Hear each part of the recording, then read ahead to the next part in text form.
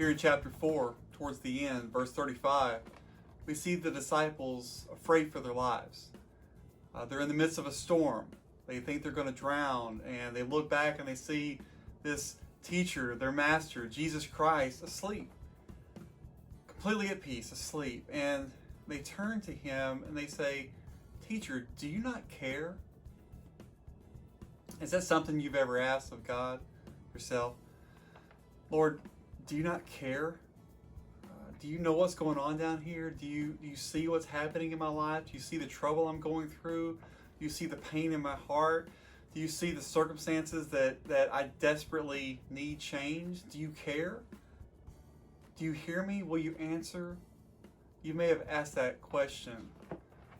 You may be asking that question right now in the midst of this current situation. Maybe you lost your job. Maybe you're trying to figure out what the future holds, how your kids going to get the education they need, how are they going to complete school, how are you going to manage school at home.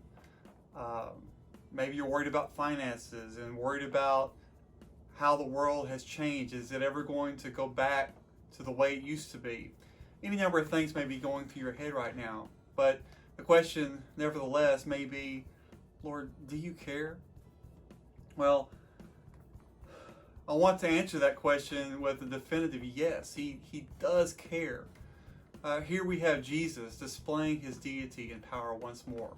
He is not only the Lord of all things, he's the Lord of nature. He's the Lord of the storm. He's the Lord of your finances and the Lord of your health. Certainly the Lord over this pandemic.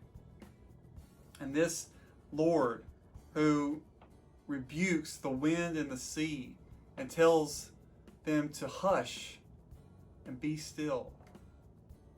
He's saying the same thing to you. In the midst of this storm that we all are going through, or maybe a personal storm that you're going through, Jesus simply tells us to be still. To be still.